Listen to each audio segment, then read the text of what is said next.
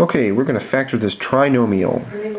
Now, as usual, the first step to factoring anything is to first look for a GCF and see if you can pull out a GCF. So here I can see that every term here in this expression I can divide by 2. So I will factor out a 2. So I'll have a 2 on the outside here. I'm factoring this out. And if I divide the first term by 2, I'll be left with x squared. And likewise, the second term here, negative 2 divided by 2 will give me negative 1 x, right? So perhaps I'll just write x. I don't need to write the 1. And then the negative 24 divided by 2 will give me negative 12. Great.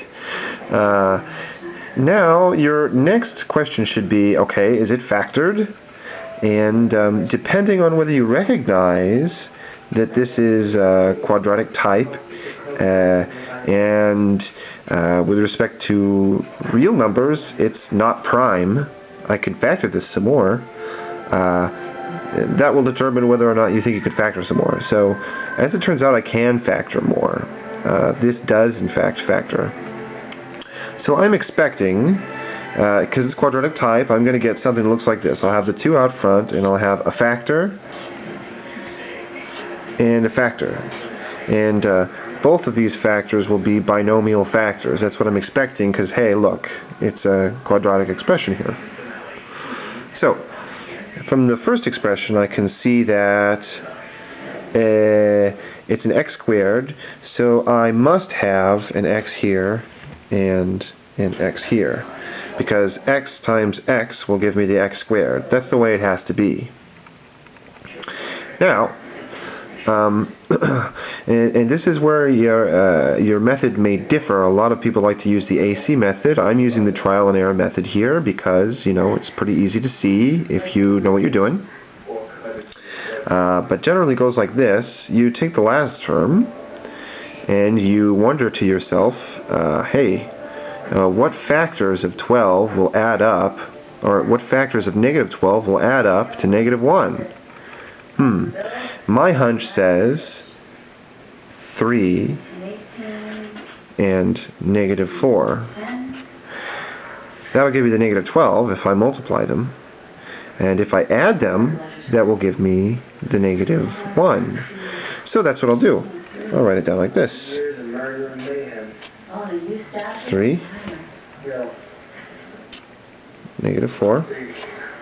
Now, this is my answer. I will check it to make sure that I'm correct by foiling this out again. So, up there we had 2, x plus 3, x minus 4. Now if I FOIL this here, these two terms, I'll get, these ones will give me x squared. These ones here will give me, I'll get plus 3x, and the outside ones from here to here, that'll give me minus 4x, and then these ones here will give me negative 12. And if I combine like terms, I can see that I can combine these two terms here. I will get 2